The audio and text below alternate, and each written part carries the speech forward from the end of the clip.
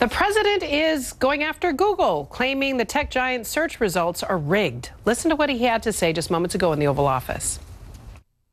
I think what Google and what others are doing, if you look at what's going on at Twitter, if you look at what's going on in Facebook, they better be careful, because you can't do that to people. You can't do it. We have literally thousands and thousands of complaints coming in, and you just can't do that. So I think that Google and Twitter and Facebook, they're really treading on very, very troubled territory, and they have to be careful. It's not fair to large portions of the population. Earlier today, he accused Google of filtering out Republican and conservative news outlets when people put in the search term Trump news. He also said in part, quote, Google and others are suppressing voices of conservatives and hiding information and news that is good. They're controlling what we can and cannot see. This is a very serious situation, will be addressed. The president also suggested that it could be illegal. Google says it doesn't use search terms to further a political agenda. Joining me now are tech wizard Samuel Burke.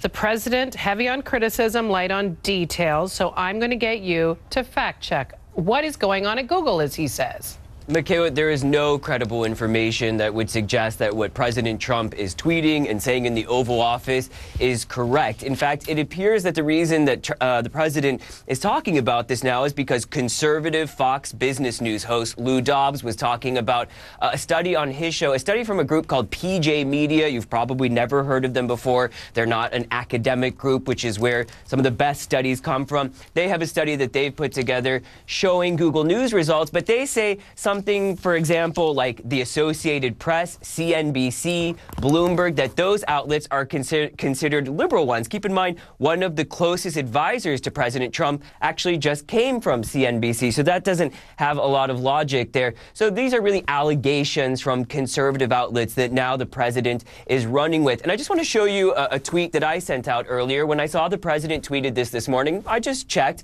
typed in Trump News, as he suggested in his tweet, and the first result I got was Fox News. Now, I don't think anybody's ever accused Fox News of being a liberal media outlet, certainly not the president. So the information that we're seeing right in that first result really goes against what the president and these really bogus studies are trying to show. So, Samuel, why don't you give us a quick primer then on how Google does actually determine the search results when we type in a word like peppermint patty or something? I don't know.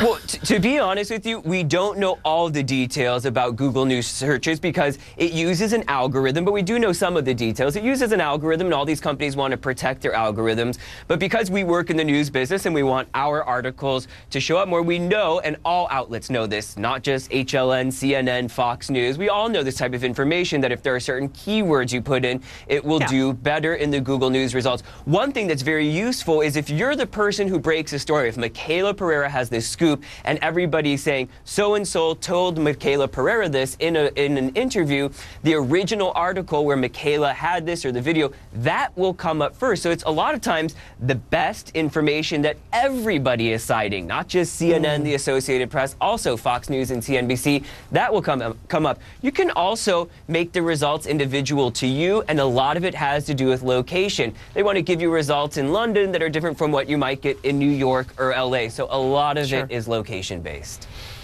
All right. We thought fact checking was in order. Samuel Burke, thank you for helping us with that. Appreciate it.